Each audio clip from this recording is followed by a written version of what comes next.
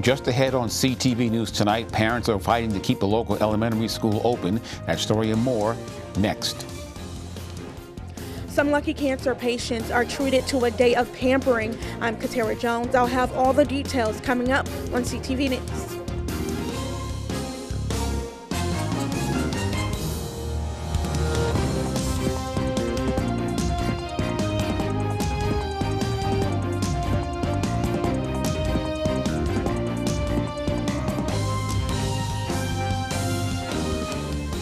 Good evening, I'm Byron Scott with a CTV News update. Well, school bells will go silent in Poitras Ridge Elementary in the Bowie at the end of the school year. PGCPS says it's closing the building because of under-enrollment. The plan is to send Poitras Ridge students to nearby Northwood or Perrywood Elementary. The school district says the decision is final, but parents continue to fight back. The PTA says new developments in the area will boost enrollment. The group, which questions data used in the school district decision, is meeting with the superintendent tonight.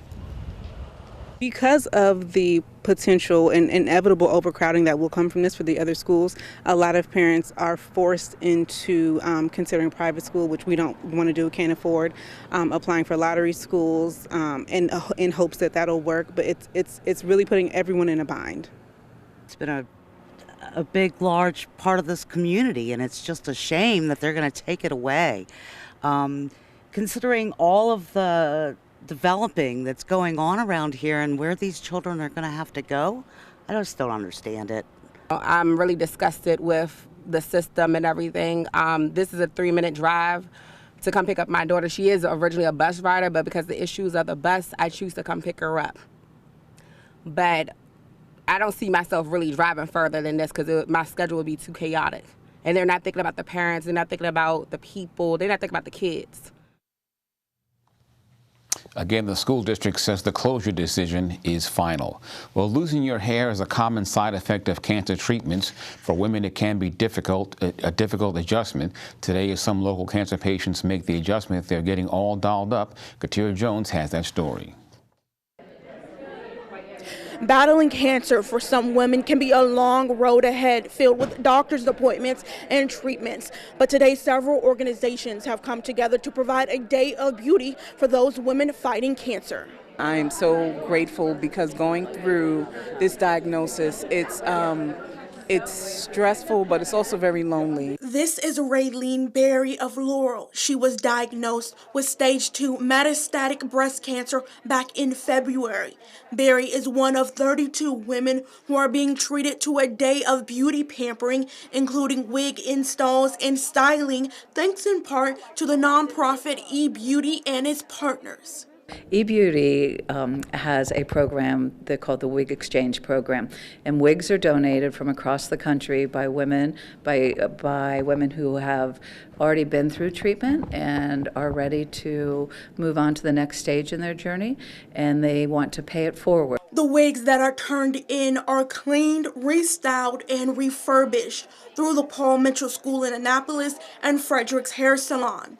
Keller, who is also a 2-time cancer survivor, has been able to partner with dozens of hospitals across the country. The fact is, when you start losing your hair, that's when you start really feeling ill. It's the first sign that your cancer's real, when your hair starts coming out in big clumps. Despite the difficult journey she's been on this past year, Berry says she wants to now focus on getting stronger. And I want to be able to share my testimony with others to show them that, and I had some dark days, but if you get through it and if you can really understand that there's something past that darkness to keep you going.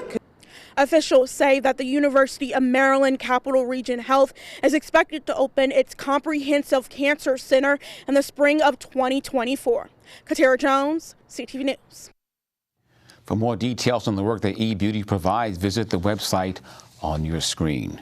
Well, there are some 60,000 military veterans in Prince George's County, and today the county held its second annual appreciation luncheon for veterans at Martin's Crosswinds. The theme this year was Don't Forget to Remember.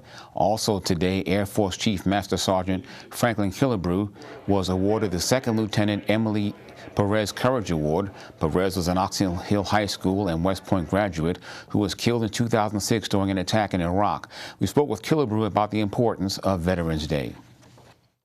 This is a remembrance of the veterans and what they did for this country. You know, the veterans helped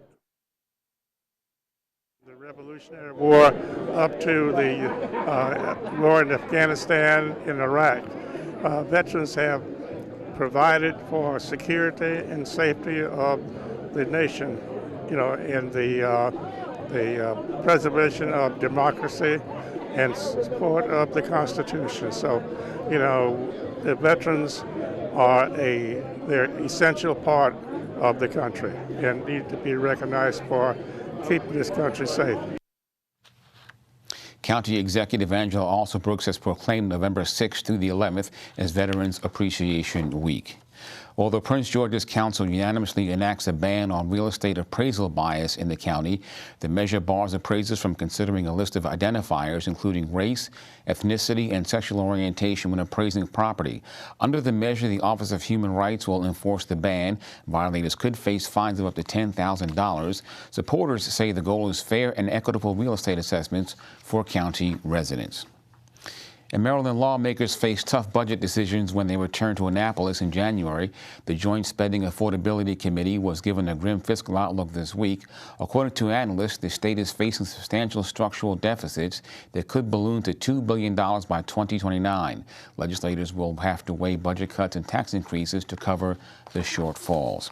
And you are watching CTV News. I'm Byron Scott. After the break, we'll have the results from several local elections. The story and more back in a bit. Stay tuned.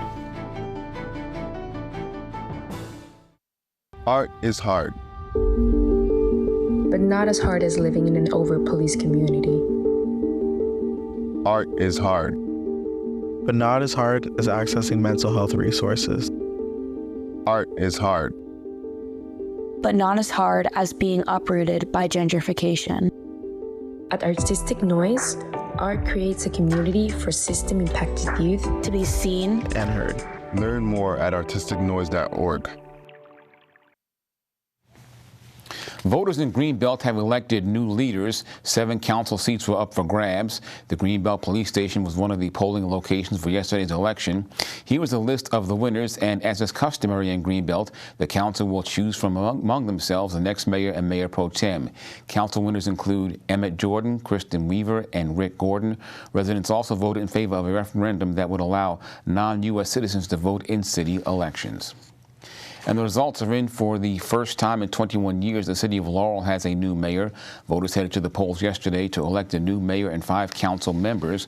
Ward 2 council member Keith Sidnor won the mayor's race with 1,095 votes. Other winners include James Cole and Carl DeWitt in District 1, Kyla Clark and Jeffrey Mills in District 2, and Christine Johnson won an at-large seat with 940 votes.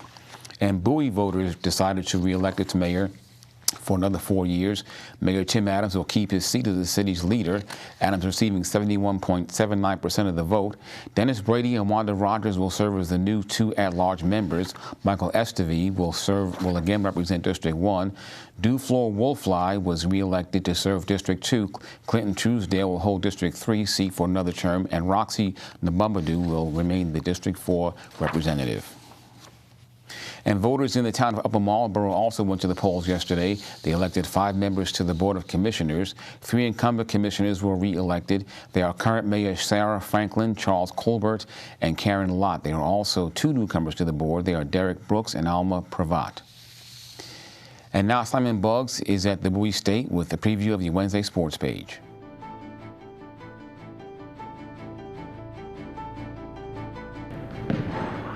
What's up, sports fans? I'm here at Bowie State University, where I got a chance to speak to the head coach of the women's basketball team.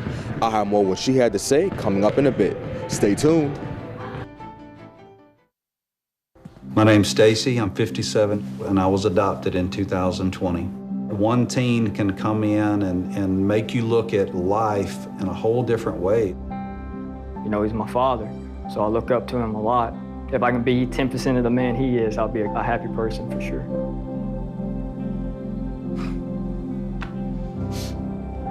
Learn about adopting a teen from foster care. You can't imagine the reward. Visit adoptuskids.org. Welcome back. A vehicle fire snarls traffic on Route 50 in Lanham. It happened at around 1 this afternoon near the Martin Luther King Jr. Avenue exit east of the Beltway. Several crews were dispatched to the scene to put out the fire. There are no reports of injuries. And did you know that the Iroquois did coding with beads made of shells, or their wampum bags were used as currency?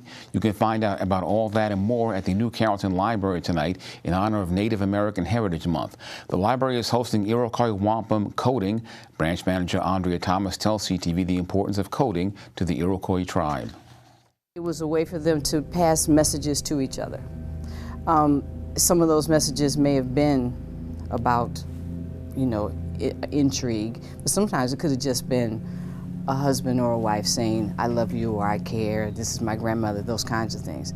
But because the Iroquois were so good at this, that is why they became the Iroquois Windtalkers. They were coders during World War II, and it was a whole unit of them that decoded things and then wrote code. So it's a fitting tribute to them, and it's a great thing for the kids to learn in honor of Native American History Month.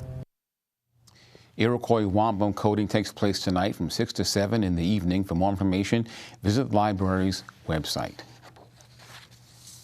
And now time for your pet of the week. Meet Moose. He's a 1-year-old bull mastiff. Animal management says Moose needs a family with a lot of space and energy, and they say Moose knows his commands. Knows his commands, so he knows sit, he knows down, he knows stay, so he definitely knows commands. Once again, he is a puppy, so he would need more training. You can always come to the shelter, fill out an adoption application, have an interaction with Moose, just to see if this is a great fit for your family. And if you'd like to adopt Moose or any of his furry friends, call 301-780-7200.